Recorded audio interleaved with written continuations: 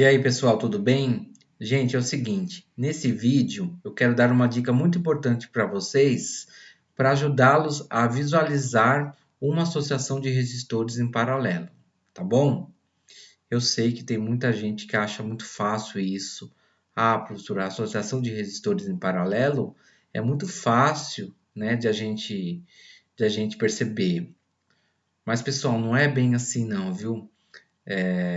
Eu percebo que tem alguns alunos, principalmente quando estão começando a estudar circuitos elétricos, eles têm uma certa dificuldade de, de observar como os elementos que formam o meu circuito elétrico estão sendo associados.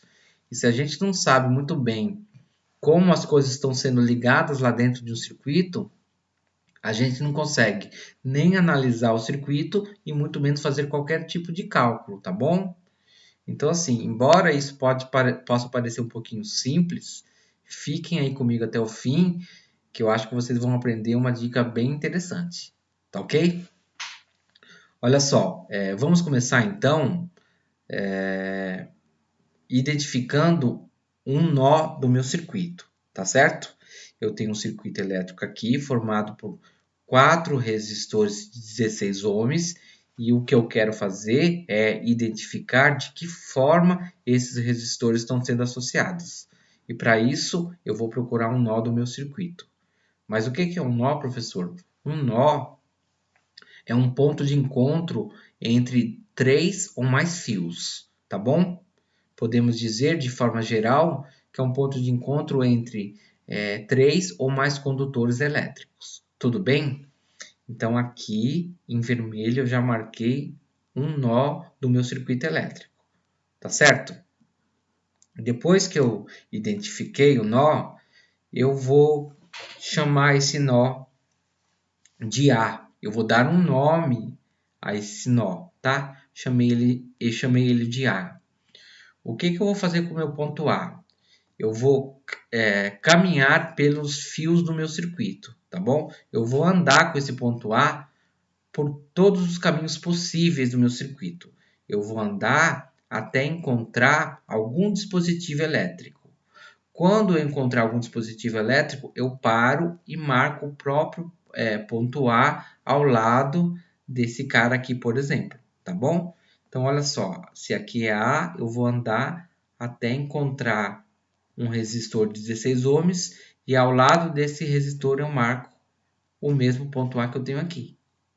Vou fazer isso utilizando todos os caminhos possíveis. Então, se aqui é A, podemos dizer que aqui também é A, tá certo? Eu posso também fazer esse caminho aqui, ó, e marcar o ponto A ao lado do polo positivo da minha bateria. Não tem problema algum com isso. Certo, gente? Poderia também andar com ponto A por todo esse fio, uma vez que esse desenho aqui, ó, está me dizendo que esse outro fio está passando por cima dele. Então, esses fios aqui, eles não se tocam. Então, podemos aqui dizer que aqui eu também tenho um ponto A. Outro ponto A pode ser esse aqui, certo? E só para ficar mais fácil a questão da visualização, eu vou chamar esse nó aqui também de ponto A. Mas por que isso, professor? Porque assim, pessoal, em termos de corrente elétrica, para a nossa corrente elétrica, todos os infinitos pontos que temos aqui nesse segmento de reta, todos são pontos A. Todo mundo aqui é A. Só que é lógico, né?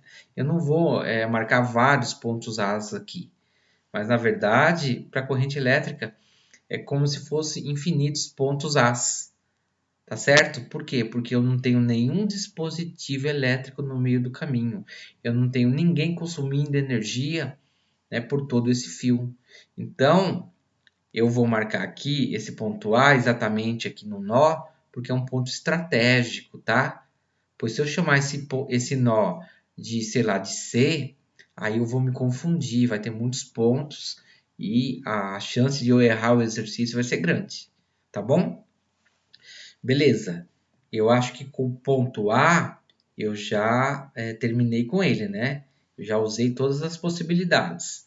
Agora, então, vamos escolher um outro nó e vamos dar um outro nome para esse nó. Vamos chamar de B, tá certo? E agora eu vou fazer o mesmo processo. Olha, se aqui é B, eu vou andar até encostar aqui, então aqui é B também. Podemos dizer que aqui também é B. Ao lado do polo negativo da minha bateria, eu posso dizer que eu tenho um ponto B aqui também, certo? Por esse fio, como eu disse anteriormente, eu também posso chamar esse nó de ponto B, uma vez que eu tenho infinitos pontos aqui, né, nessa reta. Esse ponto aqui seria de B também, certo? O ponto continua sendo B e eu paro de marcar aí quando eu paro de andar com o ponto quando eu encontrar algum resistor ou algum dispositivo elétrico, certo? Beleza. Depois que nós já marcamos todos os pontos presentes em cada elemento do meu circuito elétrico, eu vou com calma e vou identificar sobre quais pares de pontos cada elemento do meu circuito está sendo associado. Então preste atenção aqui, ó. Esse resistor de 16 ohms, ele está entre os pontos A e B. Tá certo isso, gente? Esse outro resistor, ele está entre os pontos A e B. Agora, esse resistor aqui, ele também está entre os pontos A e B. E, finalmente, o nosso quarto resistor também está entre os pontos A e B.